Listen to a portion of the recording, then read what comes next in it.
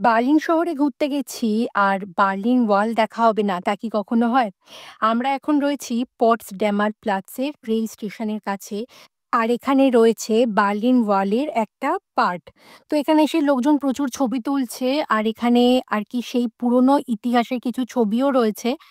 আর যেটা দেখার বিষয় বা আপনাদেরকে একটু দেখাতে চাই সেটা হচ্ছে সামনে দেখতে পাচ্ছেন একটা রেড কালারের সিগন্যাল, ওটা অ্যাকচুয়ালি আগেকার দিনের একটা ওয়াচ টাওয়ার। ওখানে বসে রক্ষীরা দেখতো এই বার্লিন ওয়াল কেউ টপকাচ্ছে কিনা। যদি কেউ টপকাতে চায় তার পরিণতি ছিল মর্মান্তিক মৃত্যু। মানে তাকে আর কি গুলি করে সঙ্গে সঙ্গে মেরে ফেলা হয়।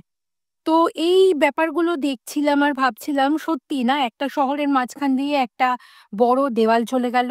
আপনি, আপনার পরিবার, পরিজন, বন্ধুরা অদ্ভুতভাবে একই শহরে থেকে দুটো দেশের নাগরিক হয়ে গেলেন। তবে মানুষের ইচ্ছে শক্তিকে কখনো দমাতে পারেনি। তাই ১৯৮৯ সালে আবার এই বার্লিন এই ওয়ালটাকে ভেঙে ফেলা হয় এবং দুটো দেশ, দুটো শহর একসাথে হয়ে যায়। এটাই সবথেকে ভালো ব্যাপার এবং পজিটিভ ব্যাপার।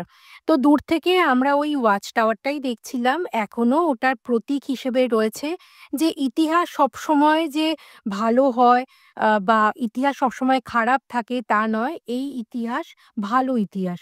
মানে একটা পজিটিভ ইতিহাস যে খারাপ যারা ছিল তারা আজকে তুলনায় অনেক ভালো আছে। চলুন, বার্লিন থেকে আমি রনিতা। আজকে এই ভিডিও এতখানি। চলুন দেখা হবে আবার পরের ভিডিওতে। সবাই ভালো থাকবেন।